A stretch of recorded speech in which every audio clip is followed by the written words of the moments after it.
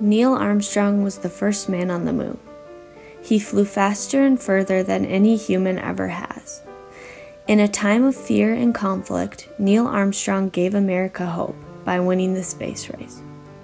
The Cold War began when Armstrong was just 15 years old and continued until he was 60 years old. But Armstrong did not let the political, economic, or social changes caused by war kill his dream of becoming the first man on the moon.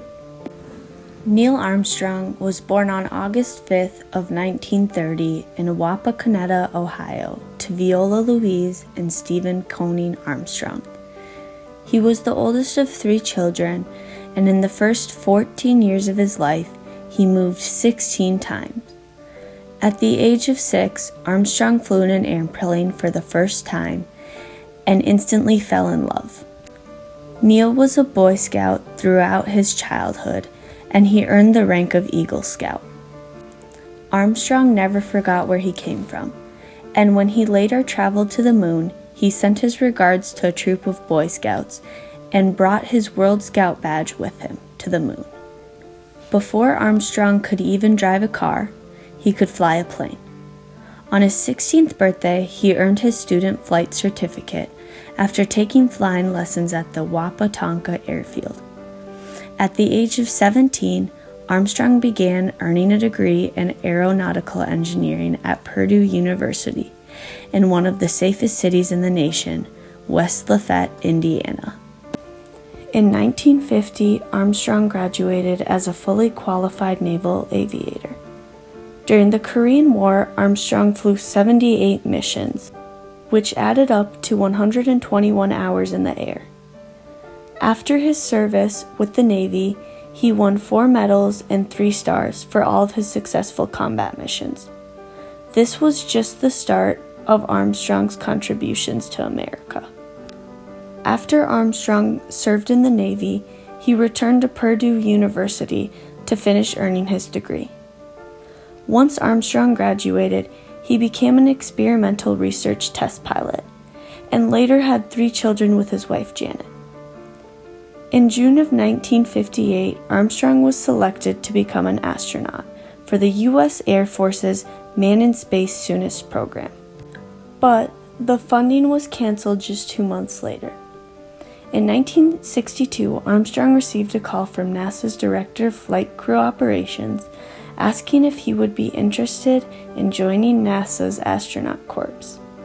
Armstrong was dubbed the most experienced test pilot in the astronaut corps by far.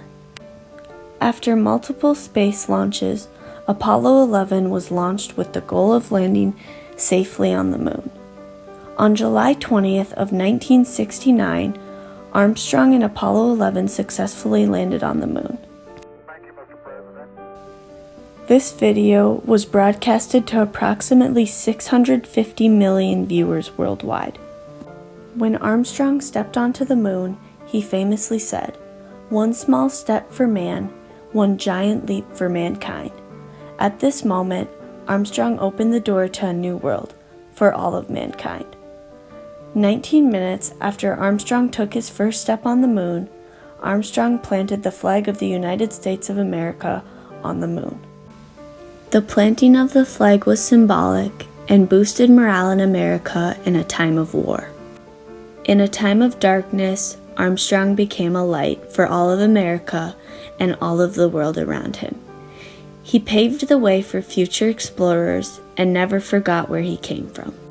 Armstrong resigned from NASA in 1971. After his resignation, he became a teacher in the Department of Aerospace Engineering at the University of Cincinnati, where he continued to educate young Americans and brighten the future of America. Armstrong resigned from the university in 1980.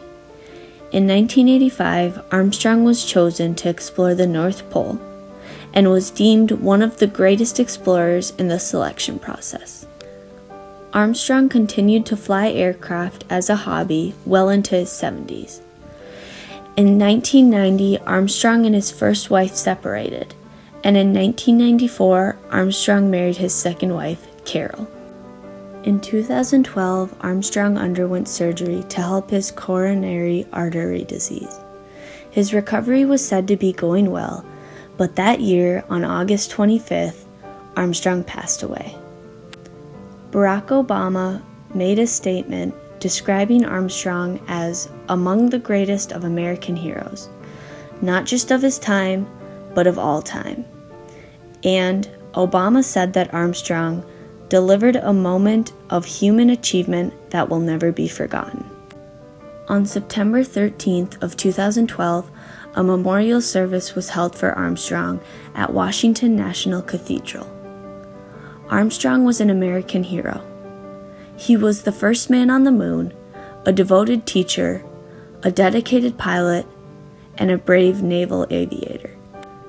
NASA Administrator Charles Bolden encapsulated the importance of Neil Armstrong when he once said, "As long as there are history books, Neil Armstrong will be included in them, remembered for taking humankind's first small step on a world beyond our own."